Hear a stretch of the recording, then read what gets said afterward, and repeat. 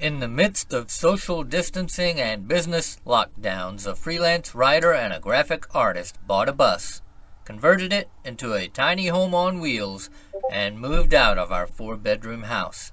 1 year later, we downsized to a Chevy Express. Now we travel between Texas and Pennsylvania from April through November while exploring small towns with rich histories. In the winter, we hunker down in Texas in our schoolie and dream of our next big trip. We're Alan and Teresa. And we're rolling with our nomies. Well, good evening. We're here in the cute little town of Hutto, Texas, just outside of Austin. This town was organized and settled in 1855 by a man named J.E. Hutto and a former slave. And then it's grown. It's, I think the population is like 20,000 or something like that. It's a cute little downtown area. I'm standing right next to Henrietta the hippo. We just learned that the hippopotamus is the school mascot. So you see these little hippos all around town. You saw some in the trailer before. Yeah, in the trailer in the visitor center. Now, Henrietta was the first one in town, so she has a very special history here. And we're going to walk around town and look and see what Hutto has to offer. So we're looking at the Carpenter and Woolsey building. It was the first to be built in the district and represents the beginning of the first commercial development north of the railroad in Hutto. It is part of the Carpenter and Woolsey block, named after C.W. Carpenter and William Woolsey. This is a good example of late Victorian Italianate style and features a cast iron facade and ornate cornice. The windows, doors, and storefront are all original. Wow. Does it say when it was built? 1892. That's pretty good. Those windows are old. Also built in 1892, this was the Hutto Bank, Hutto National Bank. It was the second building built in the district, and it's finished in the Victorian Italianate architectural style, featuring a brick 2-part commercial structure with cast iron facade, wood, and glass first floor storefronts with elaborate cornice typical of the style. The Hutto Bank building was renovated to its original appearance based on an 1892 photograph in the early 1900s after the owner purchased it from the city of Hutto.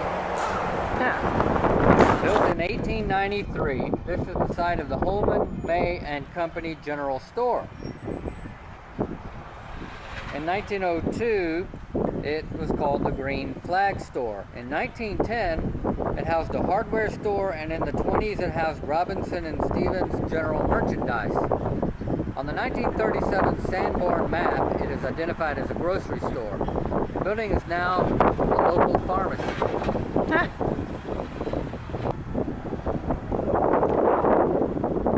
Now, the red one, the green one, the white one, and the blue one, and that brown one are all duplicates of each other.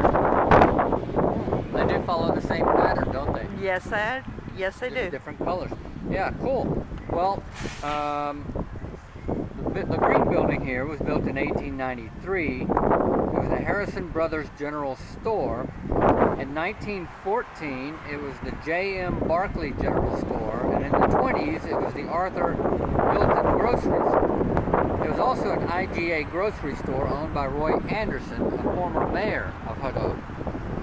Irma Hutto, descendant of James Emery Hutto, founder of the town, operated the Hutto Variety Store in this building until 1971. In 1974, the building was an art studio.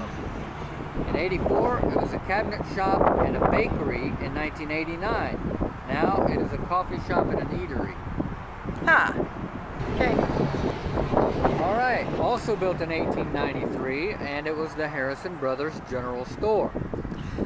Similar to the surrounding properties, it was a general store and later a grocery store, according to the 1921 Sanborn map.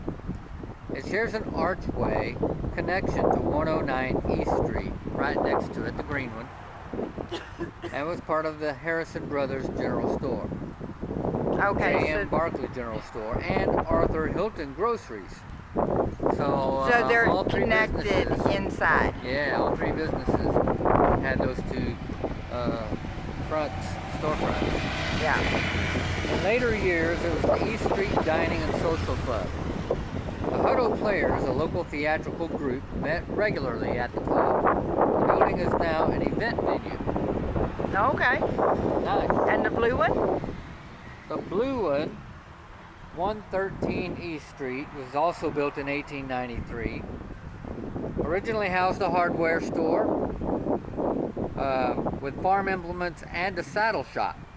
And then in 1910, it was a men's furnishing store and a drugstore by 1921. In 1991, it was an art gallery and later served as a private residence. Okay.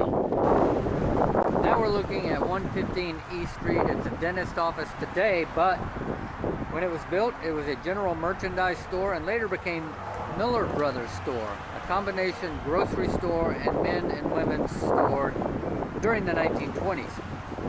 The row of 5 identical buildings from 107 to 115, that's the red brick all the way down to the brown brick, Right. were built in 1893 as a series of brick one-part commercial blocks with party walls. They're Romanesque revival in style, each with 4 brick arches on the front facade with limestone keystones and caps. The 2 middle arches have entrances and the 2 arches at the ends have storefronts, Right. each with a rectangular transom above the window or door and a half-round window above the transom. All except the dentist office. Yeah, it's been remodeled. It's been redone and it has lost its windows at the top. Yeah, it's been remodeled and refaced. But the rest of them look quite original. Yep. So here on the corner, it was the Farmers and Merchant State Bank, built in 1908 in the Spanish Revival style, with a brick one-part commercial block features on the entrance and the chamfered corner. It has limestone sills and lintels and a large metal canopy with wood soffit. The wood windows, transom, and doors are all original, as are the security bars from when the building housed the bank. All right, this is the Bush building, built in 1914. It features an L-shaped plan that wraps around the building that we just looked at, and that covers the whole block over there on the other street, but we're not over there because they've got music playing and we don't want to get flagged for copyright. So we're on the side street where the L comes in. The larger space with the more prominent facade on the other side of the street, around the other side of that building, is split into 2 commercial spaces. This side here on Farley Street has a plain facade. The space facing East Street on the other side of that red building is further divided into 2 units but retains the original storefront. Originally it was a mercantile, grocery, and millinery store. Later it was the home of Humpty Dumpty Grocery Store and Paul Johnson Hardware Store, both occupying storefronts on East Street. Both businesses closed during the Depression. Now it's a bar and a restaurant. That's on the other side, I think. This is Hall of Fame. Actually, It's this a is- bar and restaurant, Yeah, the bar whole and building. restaurant, the whole building probably. Okay. Now we're looking at the L.E. Bostic Funeral Home, built around 1893. It is now Snuffy's Place, a bar and grill with restaurant. It was owned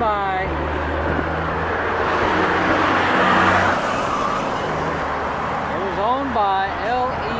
and Lizzie Henley Bostic, and also known as the home of the horse-drawn hearse. It actually had a 2-horse-drawn wagon hearse, coffin, and double-filed procession walking behind it to the deceased final resting place. Later, it became the Good Luck Potato Chip Store. Lizzie's brother and sister, Will and Riley Henley, sold Good Luck potato chips, mixed sodas, raspas, and operated an outdoor theater and restaurant. It has an intriguing history, the building does, and was also known for hosting a bordello at one time in history.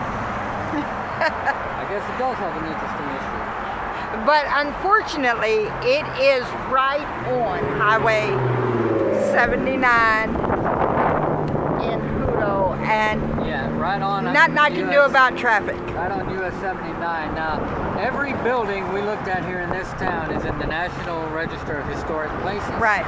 And that concludes our tour of Hutto. That's the whole, it's almost the whole town. Oh yeah, it's a real small town. The only thing that's not in the National Historic Register is their city hall.